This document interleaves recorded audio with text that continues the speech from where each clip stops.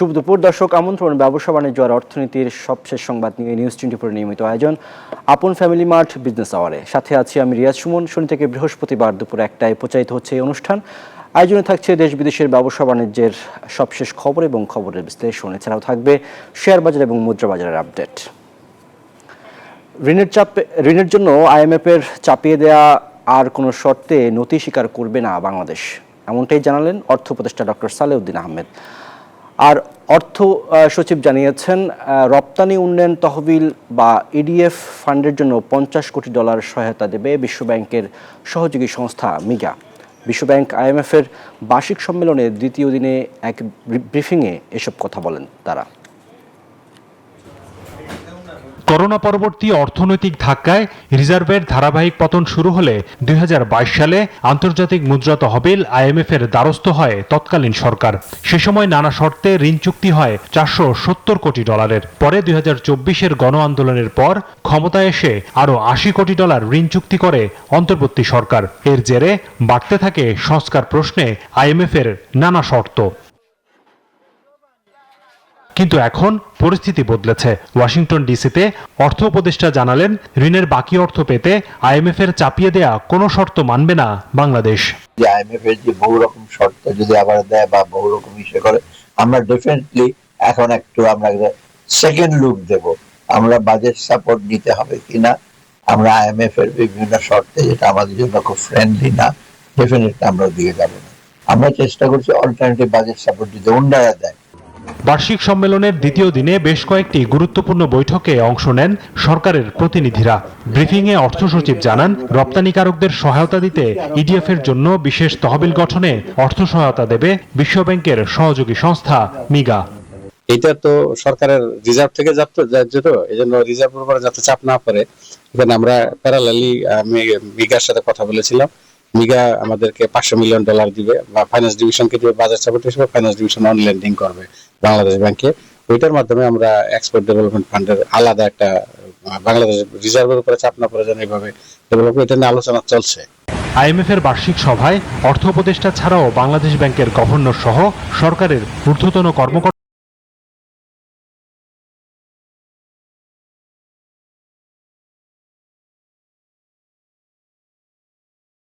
দর্শক, যে রিপোর্টটি দেখছিলাম যে বিশ্বব্যাংকের ঋণ, আইএমএফ-এর ঋণ চাপিয়ে দেওয়া ঋণের শর্ত মানবে না বাংলাদেশ বা মেনে আসলে ঋণ নেবে না বাংলাদেশ, এমন একটি কথা বলেছেন অর্থ উপদেষ্টা। এই বিষয়টি ধরে আজ আমরা আলোচনা করতে চাই।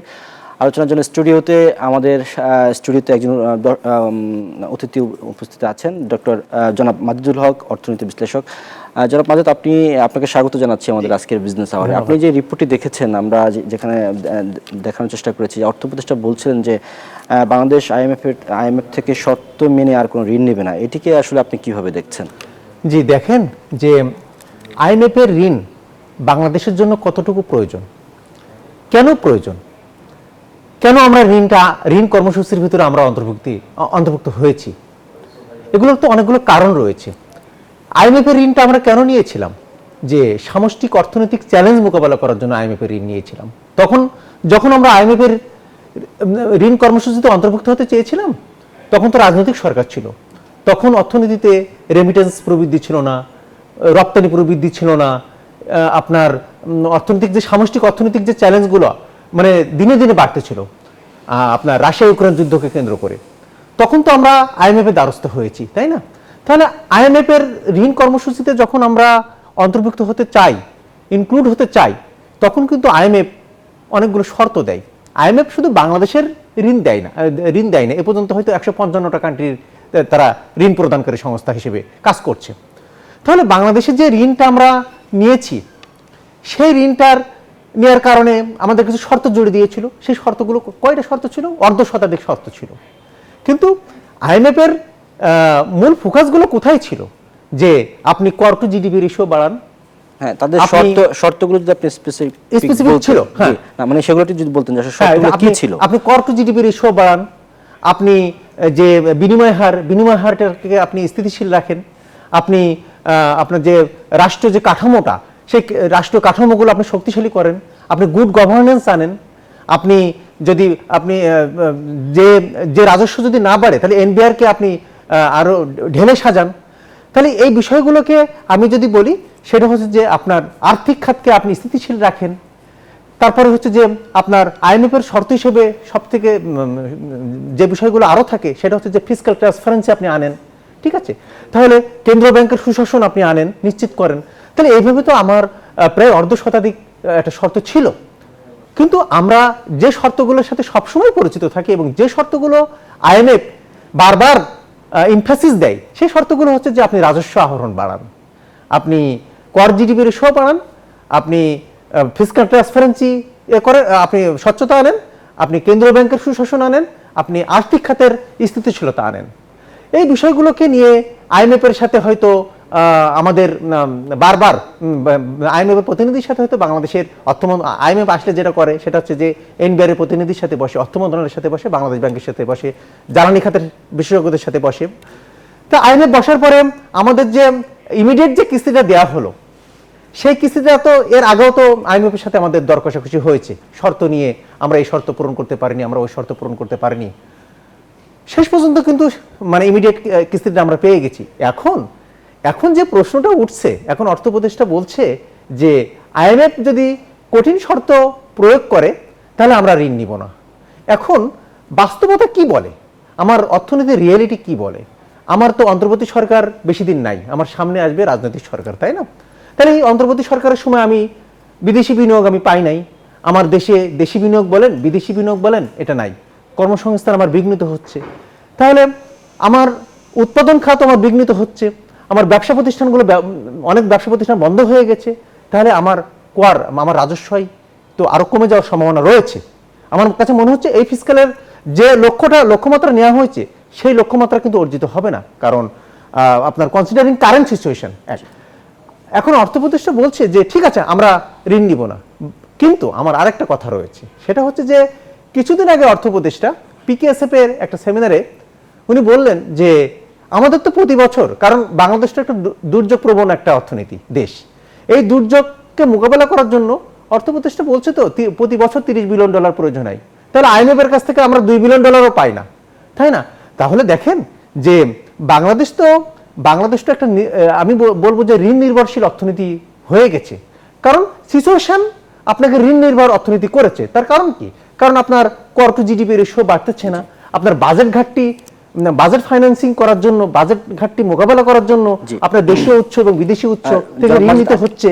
তাহলে আপনার যে হারে দেখেন যে কেন ঋণ নির্ভর অর্থনীতিতে বাংলাদেশ গেছে, এবং অর্থ উপদেষ্টার কথাটাকে আমি যদি আরো একটু সমালোচনা করি, সেটা হচ্ছে যে বাংলাদেশের আপনার যে হারে আপনার ঋণ টু জিডিপি রেশিও যেভাবে বেড়ে চলেছে, সেভাবে তো কর টু জিডিপি রেশিও সেই হারে বাড়তেছে না, আবার আপনার এক্সপোর্ট টু জিডিপি রেশিও ওইভাবে বাড়তেছে না যেভাবে।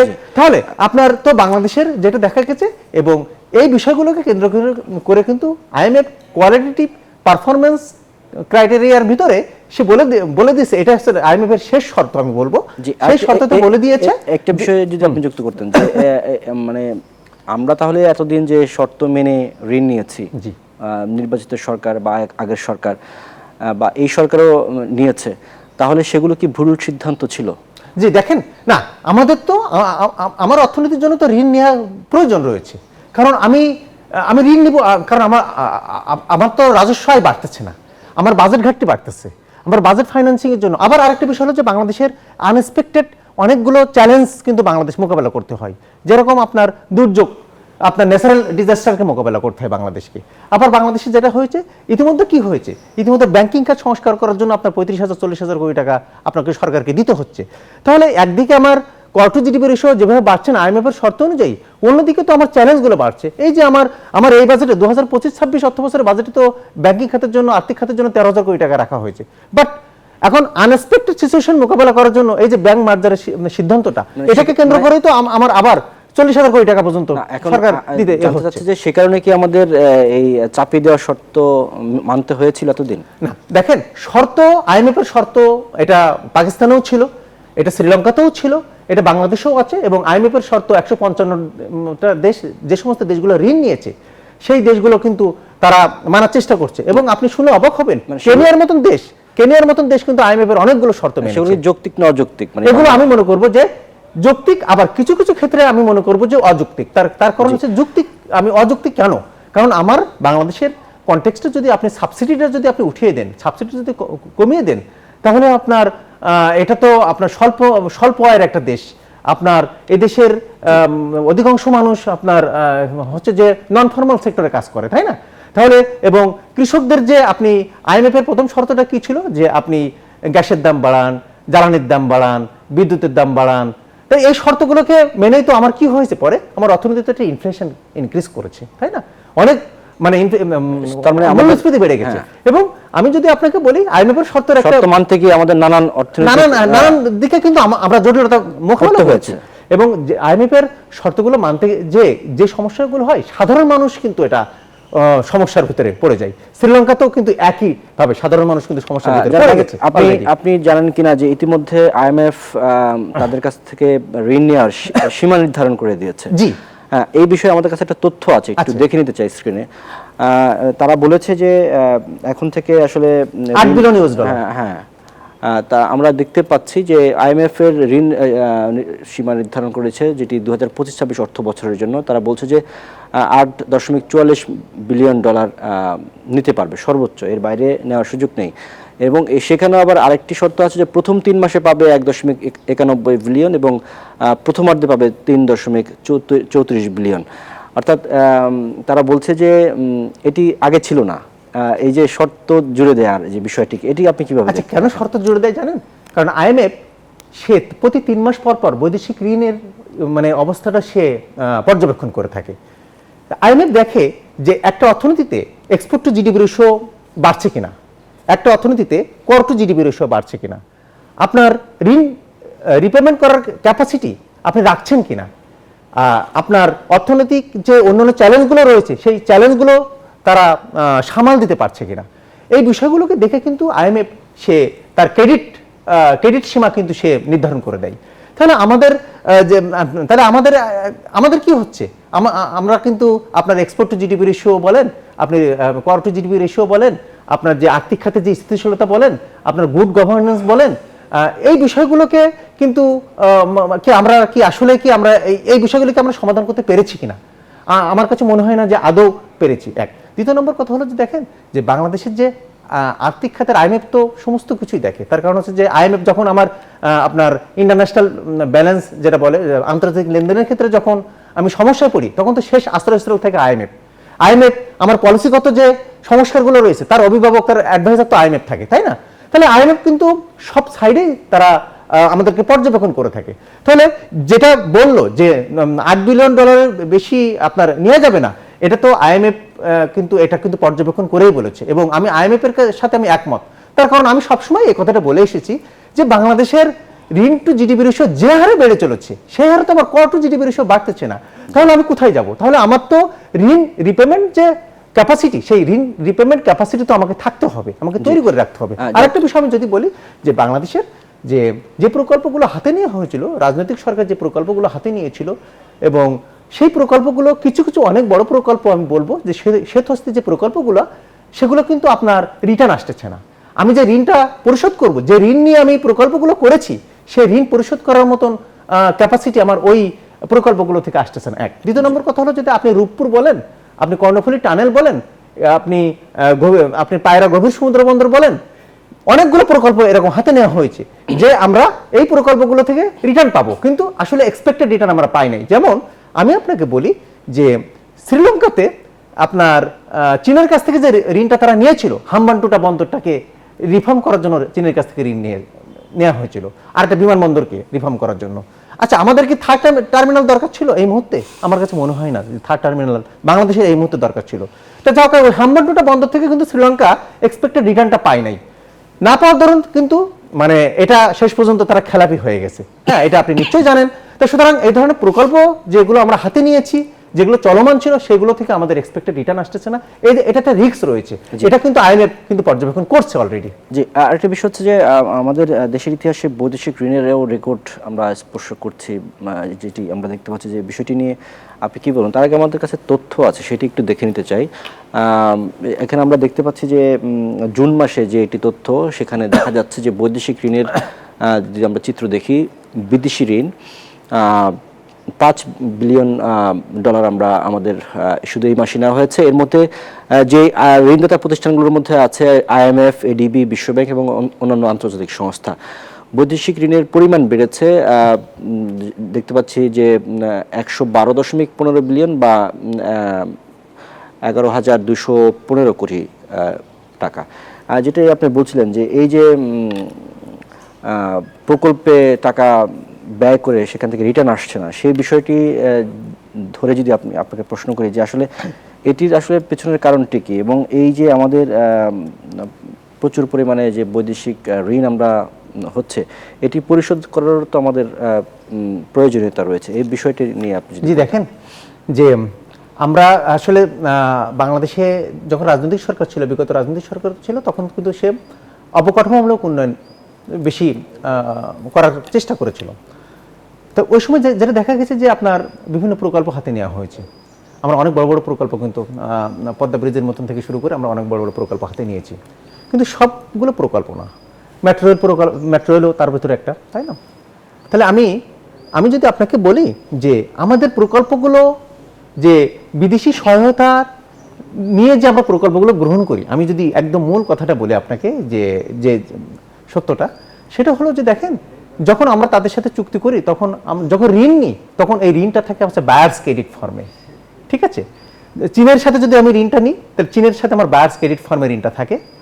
তাহলে এই বায়ার্স ক্রেডিট ফর্মে ঋণটা থাকলে কি হয় জানেন, আপনি মানে একটা ব্রিজ করার জন্য যা যা কিছু দরকার, আপনি স্টিল থেকে শুরু করে যা যা কিছু দরকার, র মেটেরিয়াল যা যা দরকার, সবকিছু কিন্তু চীন থেকেই নিতে হবে। ঠিক আছে, একটা বিষয়। তাহলে বায়ার্স ক্রেডিট ফর্মে যখন আমরা ঋণটা নিই, এই ধরনের ঋণ সাথে যখন আমরা সংযুক্ত হই, তখন কিন্তু আমাদের ঋণের যে কস্টিংটা কিন্তু আমাদের 5 গুণ 6 গুণ বেশি হয়ে যায়।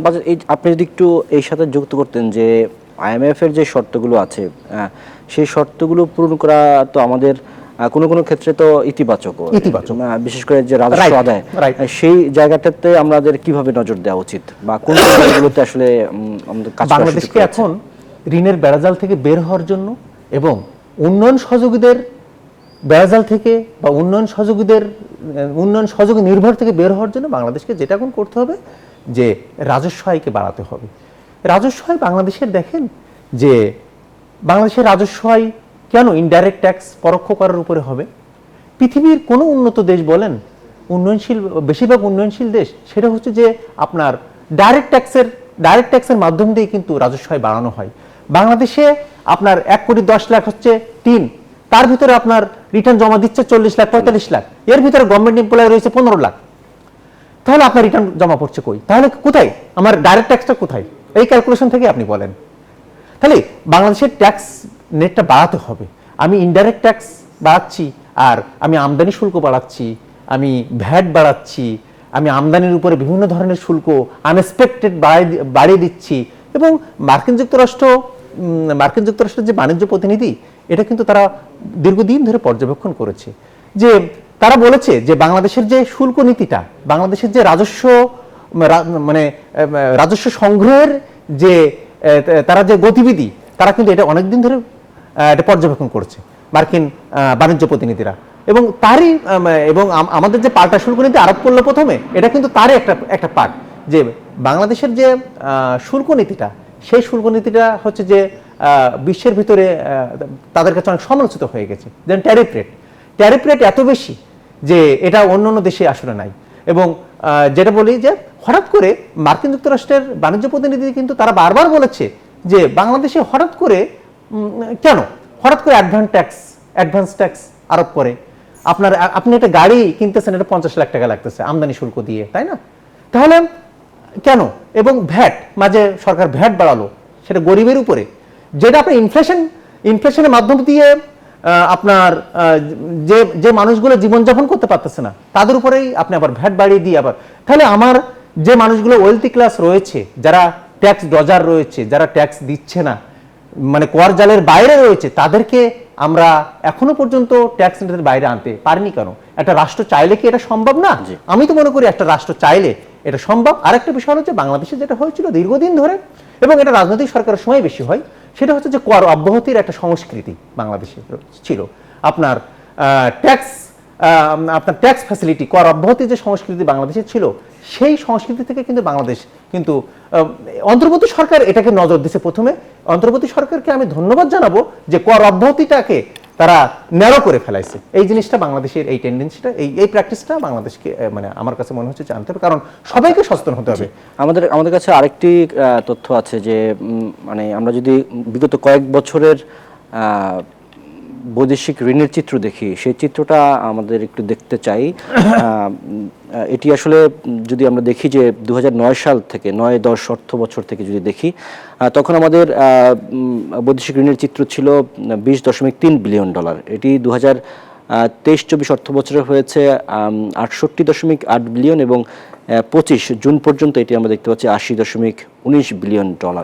অর্থাৎ 20 থেকে এখন 80-তে আমরা চলে আসলাম। এই যে এত বড় একটি ঋণের বোঝা আমাদের মাথার উপরে, সেখান থেকে আসলে আমাদের কিভাবে উত্তরণ ঘটাতে হবে, সেখানে পথগুলো কি, সেই বিষয় নিয়ে আপনার কাছ থেকে জানবো। তবে সময় হচ্ছে একটি বিরতির, ফিরবো বিরতির পর। দর্শক, সময় হলো বিজনেস আওয়ার, আপন ফ্যামিলি মার্ট বিজনেস আওয়ার একটি বিরতির, ফিরবো কিছুক্ষণের মধ্যেই, আমাদের সাথেই থাকুন।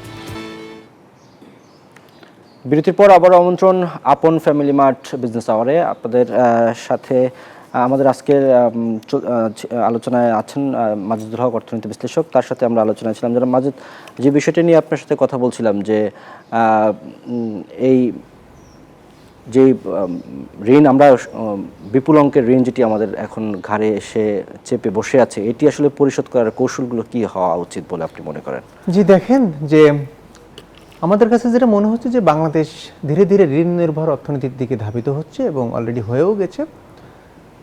এ থেকে বের হয়ে এবং বাংলাদেশে এখন যে বৈদেশিক ঋণ যেটা পাচ্ছে তার 70% ঋণ রিপেমেন্ট করতে হচ্ছে এখন, তাই না? এবং ঋণ রিপেমেন্ট সামনে অর্থবছর থেকে আরও বাড়বে, $5 বিলিয়ন উপরে যাবে। এই মুহূর্তে আসলে যেটা করণীয়, বাংলাদেশের অর্থনীতিটা এখন যেটা সামষ্টিক অর্থনীতি একটা ইমব্যালেন্স পর্যায়ে রয়েছে। আপনার কিছু কিছু জায়গায় আমরা ভালো করেছি, আবার অধিকাংশ জায়গায় সাধারণ মানুষ সংশ্লিষ্ট যে বিষয়গুলো, সেই বিষয়গুলো আমরা অনেক পিছিয়ে রয়েছি এখন। তা আপনি যে প্রশ্নটা করলেন, আসলে এটার উপায়টা কি? উপায়টা হচ্ছে যে, আমি মনে করি যে উপায়টা খুবই সহজ। সেটা হচ্ছে কেন? সেটা হচ্ছে যে দেখেন, যে ফিসকাল ট্রান্সপারেন্সি বাংলাদেশের বাড়াতে হবে, যে রাজস্ব সংশ্লিষ্ট যে স্বচ্ছতা, যে জবাবদিহিতা, এটাকে বাড়াতে হবে। কারণ কিছুদিন আগে আপনার মার্কিন যুক্তরাষ্ট্রের ফিসকাল ট্রান্সপারেন্সি রিপোর্টেও বলা হয়েছে যে বাংলাদেশের বাজেট ট্রান্সপারেন্সি, বাংলাদেশের ব্যয়ের ট্রান্সপারেন্সি, গভর্নমেন্ট এক্সপেন্ডিচারের যে ট্রান্সপারেন্সি, বাংলাদেশের রাজস্ব খাতের যে ট্রান্সপারেন্সি নিয়ে তারা কিন্তু সমালোচনা করছে। এবং এটা কিন্তু আজকে থেকে নয়, এটা দীর্ঘদিন ধরে। আমাদের বাজেট স্বচ্ছতার দিক থেকে আমরা সর্বনিম্ন, মানে বিশ্বের সর্বনিম্ন একটা অবস্থানে রয়েছি। আমাদের গভর্নমেন্ট এক্সপেন্ডিচারের যে ব্যয়ের ক্ষেত্রে যে আমাদের যে স্বচ্ছতা বলেন, এবং আমি বলবো যে ব্যয় করারও একটা আপনার কর্মদক্ষতা থাকতে হয়, দক্ষতা, হ্যাঁ, সেটাও আমাদের কম। এবং যদি আপনার ফিসকাল ইস্যুতে ফিসকাল ট্রান্সপারেন্সিটা যদি আপনি ইনশিওর করতে পারেন, একটা ইন্ডেক্স যদি আপনি ইনশিওর করতে পারেন, তাহলে আমাদের রাজস্ব আয়টা অনেক গুণ বেড়ে যাবে। তাহলে আমাদের আর পরনির্ভরশীল আর হতে হবে না। এক।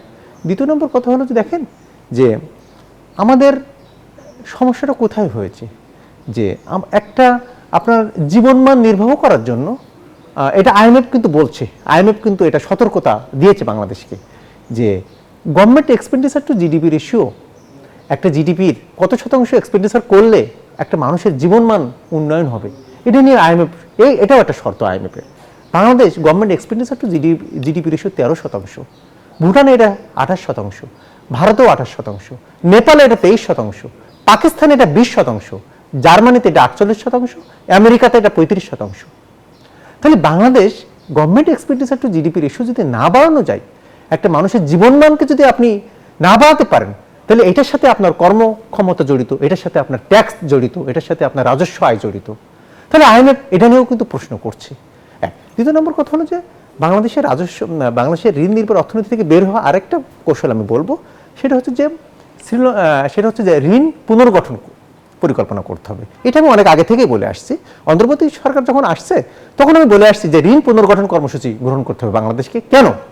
কারণ হচ্ছে যে শ্রীলঙ্কাতে যে সমস্যাটা হয়েছিল, শ্রীলঙ্কাতে যে সমস্যাটা হয়েছিল, শ্রীলঙ্কা ভারতের কাছ থেকে যে ঋণ নিয়েছিল, চীনের কাছ থেকে যে ঋণ নিয়েছিল, জাপানের কাছ থেকে যে ঋণ নিয়েছিল, IMF এর কাছ থেকে যে বেল আউট প্যাকেজ নিয়েছিল, এই বিষয়গুলোকে তারা ঋণ পুনর্গঠন করেছিল, তারা ঋণ পরিশোধের সময়সীমা বাড়িয়েছিল, ঋণের সুদ হার কমিয়েছিল, তাই না?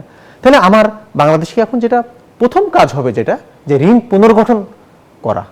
কারণ ঋণ পুনর্গঠন করা ছাড়া আমি কি সামনে অর্থ বছরে কি $7 বিলিয়ন পরিশোধ করার ক্ষমতা আমার থাকবে? এটা নাও থাকতে পারে। কারণ কি জানেন যে কেন থাকবে না?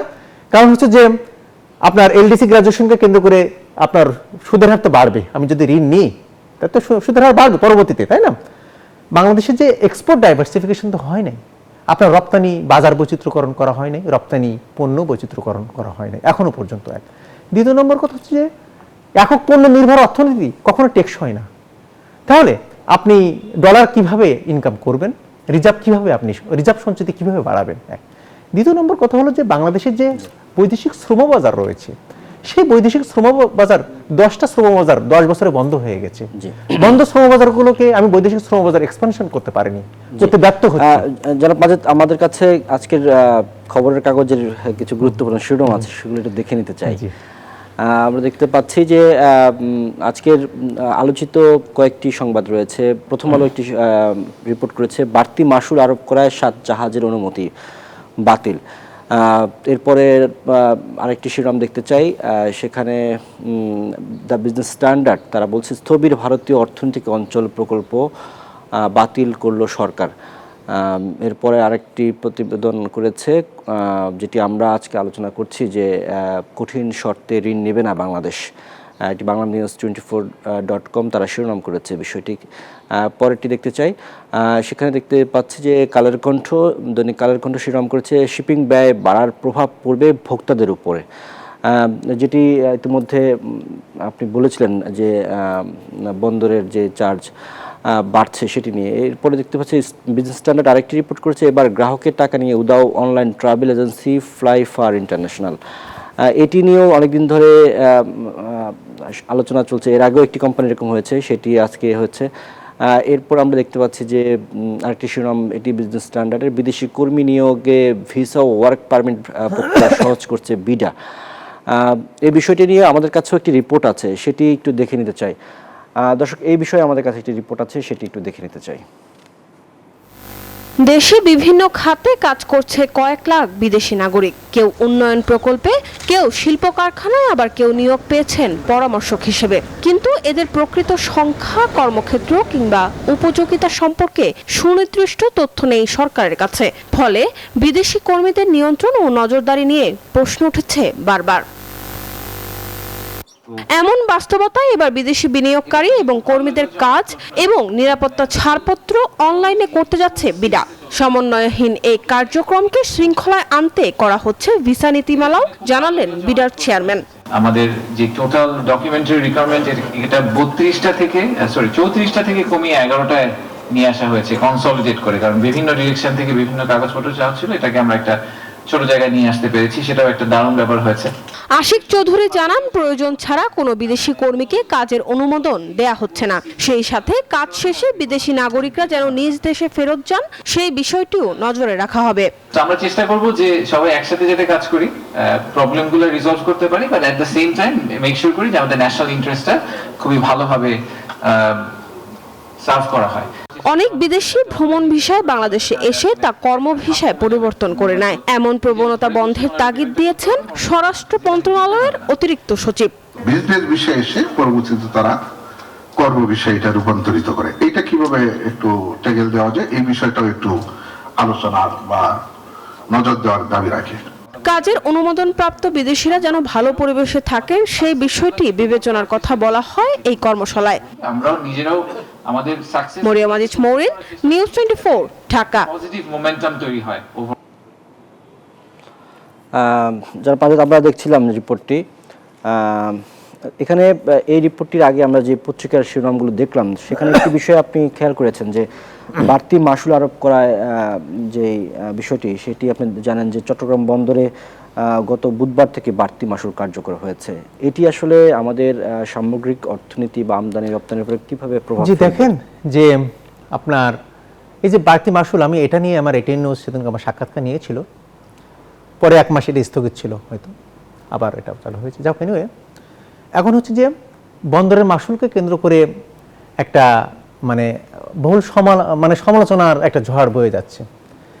এই যে মাসুল, যিনি র মেটেরিয়ালস ইম্পোর্ট করছে তার মাসুল দিতে হচ্ছে, র মেটেরিয়ালস ইম্পোর্ট করে প্রসেস করে আবার এক্সপোর্ট করতেছে পণ্যটা, আবার মাসুল দিতে হচ্ছে।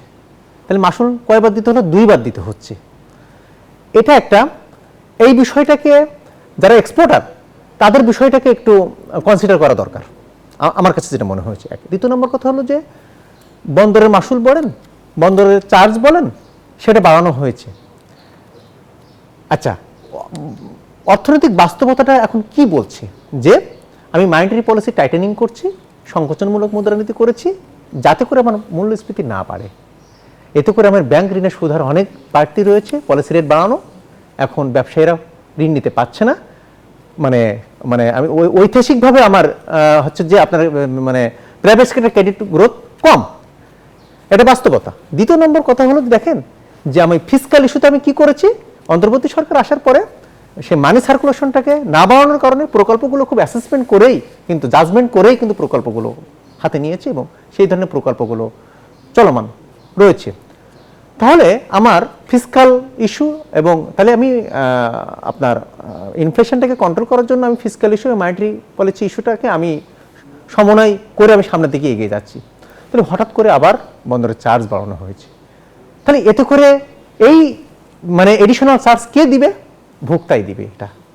তাহলে ভোক্তার উপরে এটা বর্তাবে, কারণ আমদানি করে যিনি আমদানি করছে সে তার পণ্য মূল্য বাড়িয়ে দিবে, আবার যিনি রপ্তানি করার উদ্দেশ্য যিনি আবার মানে পণ্য আমদানি করতেছে উনিও আবার রপ্তানি করার জন্য আবার ডিসকারেজ ফিল করবে, তাই না? অনীহা ফিল করবে, মানে তার মনোবল নষ্ট হয়ে যাবে।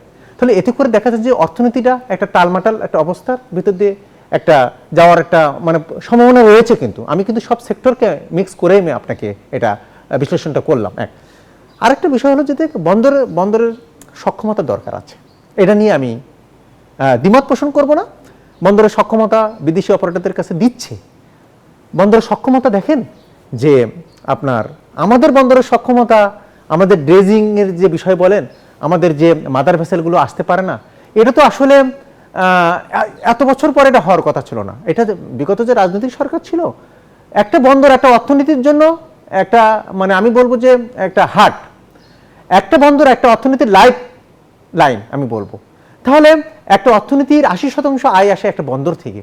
তাহলে আমাদের বন্দর এখন আপাতত মানে আপনার কাগজে কলমে 3টা বন্দর রয়েছে। তাহলে আমি যদি সেই মোংলা বন্দর সেটা দীর্ঘদিন দশকের পর দশক একটা অন্ধকারের ভিতরে পড়েছিল। চট্টগ্রাম বন্দরে কি হয়েছে? চট্টগ্রাম বন্দরের যে সক্ষমতা বিশ্বের অন্যান্য বন্দরের যে সক্ষমতার সাথে কিন্তু এটা অনেক পিছিয়ে রয়েছে। তার টেকনোলজি থেকে শুরু করে, তার যে পণ্য খালাস থেকে শুরু করে আপনার যে টাইম কনজাম্পশন এখানে অনেক বেশি। চট্টগ্রাম বন্দরে অনেক টাইম নাই, একটা টাইম কনজাম্পশন অনেক বেশি। তাহলে এটা কি সময় উপযোগী সিদ্ধান্ত? তাহলে আমি বলবো যে বন্দরের যে চার্জ সেটা একটা ভোক্তার উপর একটা বর্তাবে।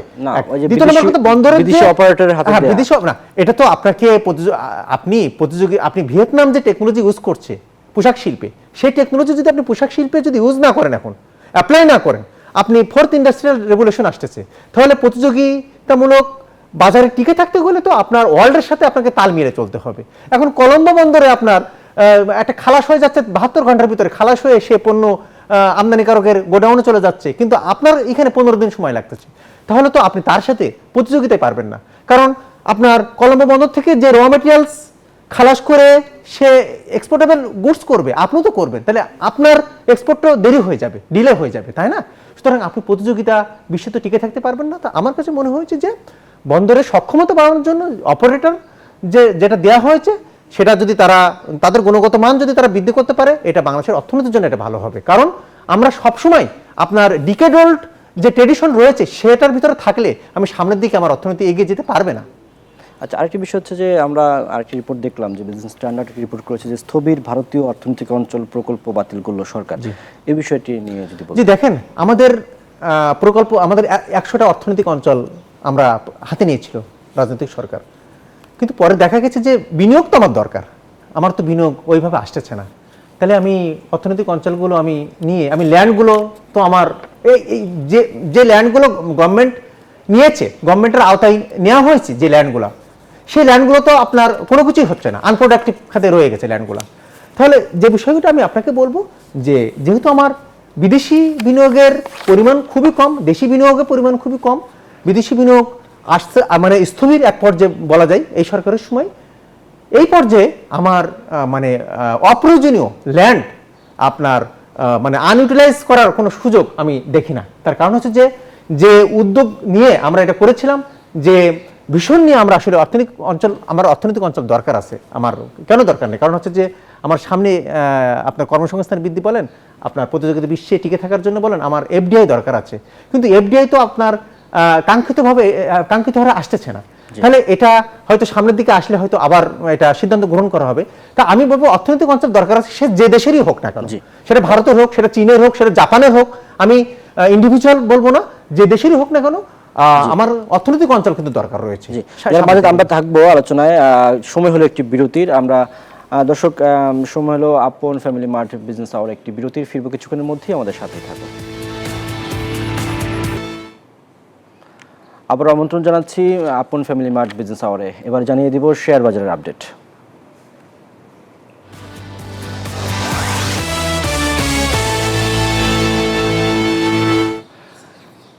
শেয়ার বাজারের সবশেষ অবস্থা কি সেটি আমরা দেখে নিতে চাই ঢাকা স্টক এক্সচেঞ্জের ওয়েবসাইট থেকে। এই মুহূর্তে আমরা দেখতে পাচ্ছি যে প্রধান তিনটি সূচকই ঊর্ধ্বমুখী রয়েছে। ডিএসইএক্স ইন্ডেক্স যেটি সেটি 21 পয়েন্ট বেড়ে এই মুহূর্তে অবস্থান করছে 5138 পয়েন্টে। ডিএসইএক্স সরিয়া ভিত্তিক ইন্ডেক্স যেটি সেটি এই মুহূর্তে অবস্থান করছে 1091 পয়েন্টে, এবং ডিএস30 ইন্ডেক্স যেটি সেটি 6 পয়েন্ট বেড়ে এই মুহূর্তে অবস্থান করছে 1973 পয়েন্ট। এখন পর্যন্ত লেনদেন হয়েছে 328 কোটি টাকা। 200টি কোম্পানির শেয়ারের দাম কমেছে 116টি কোম্পানির শেয়ারের দর, এবং অপরিবর্তিত আছে 79টি কোম্পানির শেয়ারের দর। যারা আমরা দেখলাম যে শেয়ার বাজারের অবস্থা আসলে বেশ দীর্ঘ সময় তো শেয়ার বাজার একটা অচল অবস্থা ছিল, এখন সেটি কিছুটা ঘুরে দাঁড়ানোর দিকে যাচ্ছে। এই বিষয়ে যদি বলতেন, এখন তো সংস্কারও হচ্ছে, যদি দেখেন সংক্ষেপে যে বলতেন। একটা অর্থনীতির 4টা ভিত্তি থাকে, 4টা ভিত্তির মাধ্যমে অর্থনীতির সামনের দিকে এগিয়ে যায়। একটা হচ্ছে ব্যাংকিং খাত, একটা হচ্ছে যে স্টক মার্কেট, বন্ড মার্কেট, একটা হচ্ছে যে আপনার নন ব্যাংকিং ফাইন্যান্সিয়াল ইনস্টিটিউশন, একটা হচ্ছে যে আপনার বিমা খাত। এখন বাংলাদেশে দেখেন যে আমরা কত মানে আমরা আনলাকি, সেটা হচ্ছে বাংলাদেশে ব্যাংকিং খাত বাদে আর 3টা খাত একটা অসুস্থর ভিতরে, মানে পুরো এলিং পজিশনে রয়েছে। কিন্তু আজকে 52-53 বছর পরেও, স্বাধীনতার পরেও এই 3টা সাজেশনটা যদি আমরা যে সাজেশনটা দিব সেটা হচ্ছে যে সমস্যার কাজগুলো চলছে, সেই সমস্যার কাজ হয়তো শেষ হবে না, সামনে প্রসপেক্ট রাজনৈতিক সরকার আসবে। যদি আপনার স্টক মার্কেট, বন্ড মার্কেট, আর্থিক খাতকে যদি আপনি ঢেলে সাজাতে চান, তাহলে রাজনৈতিক সরকারের সদিচ্ছা থাকতে হবে। এই সংস্কার কাজকে সামনের দিকে টেনে নিয়ে যাওয়ার দায়িত্ব কিন্তু রাজনৈতিক সরকারের। এই অন্তর্বর্তী সরকার সব কাজই সম্পন্ন করতে পারবে না, এই জায়গায় একমত হতে হবে, এবং রাজনৈতিক সরকারের সদিচ্ছার উপরে ডিপেন্ড করতেছে আপনার এই মার্কেটটা, আর্থিক খাতটা কত আমরা সচেতনতা আসবে। জি দর্শক, আমরা একটু দেখে নিতে চাই মুদ্রা বাজারের আপডেট। মুদ্রা বাজারের চিত্রটি এই মুহূর্তে দেখতে পাচ্ছি যে মার্কিন ডলার 122 টাকায় ক্রয় হয়ে 123 টাকায় বিক্রি হচ্ছে, ইউরো 137 টাকায় ক্রয় বিক্রি হচ্ছে 142 টাকায়, পাউন্ড 157 টাকায় ক্রয় বিক্রি হচ্ছে 165 টাকায়, চীনা ইউয়ান 16 টাকায় ক্রয় বিক্রি হচ্ছে 17 টাকা 50 পয়সায়, সৌদি রিয়াল 32 টাকা 50 পয়সায় ক্রয় বিক্রি হচ্ছে 32 টাকা 60 পয়সা, এবং ভারতীয় রুপি 1 টাকা 38 পয়সায় ক্রয় বিক্রি হচ্ছে 1 টাকা 45 পয়সা। জানাবো স্বর্ণের দাম আমরা দেখতে পাচ্ছি যে বেশ কিছুদিন ধরেই স্বর্ণের বাজার ঊর্ধ্বমুখী রয়েছে। আজকের বাজারে আমরা দেখতে পাচ্ছি 22 ক্যারেটের স্বর্ণ প্রতি ভরির দাম আছে 2,16,332 টাকা, 21 ক্যারেটের প্রতি ভরি স্বর্ণের দাম আছে 2,06,499 টাকা, 18 ক্যারেটের প্রতি ভরি স্বর্ণের দাম আছে 1,77,001 টাকা, এবং সনাতন প্রতি ভরি স্বর্ণের দাম আছে 1,47,351 টাকা। একই সাথে জানাবো রূপার দামে আমরা দেখতে পাচ্ছি যে 22 ক্যারেটের রূপা যেটি সেটির দাম বেড়েছে, সেখানে দেখতে পাচ্ছি যে দাম রয়েছে প্রতি ভরি 6,205 টাকা, 21 ক্যারেটের প্রতি ভরি রূপার দাম আছে 5,914 টাকায়, 18 ক্যারেটের প্রতি ভরি রূপার দাম আছে 5,073 টাকা, এবং সনাতন প্রতি ভরি রূপার দাম আছে আমরা দেখতে পাচ্ছি 3,802 টাকা। দর্শক, জানাবো বিশ্ব বাণিজ্যের খবর। অতীতের সব রেকর্ড ছাড়িয়ে গেছে প্রযুক্তি জয়েন্ট স্যামসাং ইলেকট্রনিক্সের শেয়ারের দাম। সেমিকন্ডাক্টর শিল্পের ঘুরে দাঁড়ানোর প্রত্যাশায় স্যামসাংয়ের শেয়ারে ঝুঁকেছেন বিনিয়োগকারীরা, যার ফলে বৃহস্পতিবার লেনদেনের শুরুতেই এর দাম 2% পর্যন্ত বেড়ে যায়। এক পর্যায়ে প্রতিটি শেয়ারের দাম 96,900 কোরিয়ান ইউনে পৌঁছায়, যা এই যাবৎকালের সর্বোচ্চ। এর আগে 2021 সালে 11 জানুয়ারি স্যামসাংয়ের শেয়ার 96,800 ইউনের রেকর্ড ছুঁয়েছিল।